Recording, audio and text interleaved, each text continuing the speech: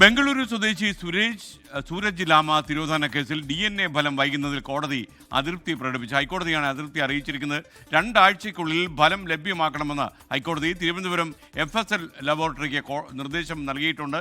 വിഷ്ണു സുരേഷ് വിവരങ്ങളുമായി ചേരുന്നു. വിഷ്ണു, ഈ FSL എന്തുകൊണ്ടാണ് ഈ ഫോറൻസിക് ലാബ് ഇത് താമസിപ്പിക്കുന്നത്? എന്തെങ്കിലും കാര്യമുണ്ട്? അവസാനം ഹൈക്കോടതിയുടെ ഒരു ശാസനം വരേണ്ടി വരുന്നോ ഇവർക്ക് ഈ റിസൾട്ട് കൊടുക്കാൻ?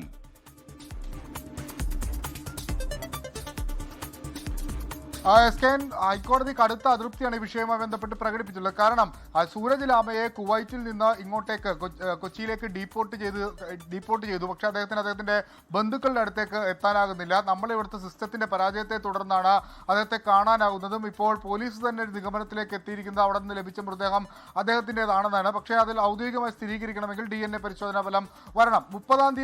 നവംബർ 30-ാം തീയതിയാണ് HMTക്ക് സമീപത്തെ കാട്ടിൽ നിന്ന് ഒരു അജ്ഞാത മൃതദേഹം ലഭിക്കുന്നത്.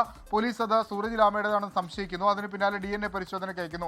ഏകദേശം 1 മാസവും 2 ആഴ്ചയും പിന്നിടുന്നു. പക്ഷേ ഇപ്പോഴും DNA ഫലം ലഭിച്ചിട്ടില്ല. FSL പറയുന്നത് ഇനിയും 2 ആഴ്ച 3 ആഴ്ച കൂടി സമയം വേണമെന്നാണ്. പക്ഷേ 3 ആഴ്ച സമയം അനുവദിക്കാനാവില്ല. 2 ആഴ്ചക്കുള്ളിൽ തന്നെ ഈ FSL ലബോറട്ടറി DNA പരിശോധനാ ഫലം നൽകണം എന്നാണ് ഇപ്പോൾ ഹൈക്കോടതി പറഞ്ഞിട്ടുള്ളത്. അവിടുത്തെ ചില സാങ്കേതിക ബുദ്ധിമുട്ടുകൾ മാത്രമാണ് ഈ ഫലം വരാൻ വൈകുന്നത് എന്നാണ് നമ്മൾ മനസ്സിലാക്കുന്നത്. എന്തായാലും 2 ആഴ്ചത്തെ സമയമാണ് ഹൈക്കോടതി ഏറ്റവും അവസാനമായി നൽകിയിരിക്കുന്നത്. കാരണം ഈ DNA പരിശോധനാ ഫലം വന്നാൽ മാത്രമേ ഇത് സൂരജ് ലാമയുടേതാണോ അല്ലയോ എന്ന് തിരിച്ചറിയാൻ പറ്റൂ. അതിനുശേഷം മാത്രമേ ഇതിന്റെ തുടർ നടപടികളുമായി മുന്നോട്ട് പോകാനാവുകയുള്ളൂ.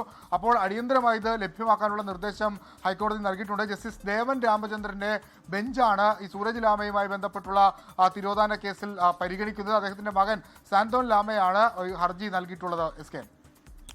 Okay, thank you Vishnu Suresh.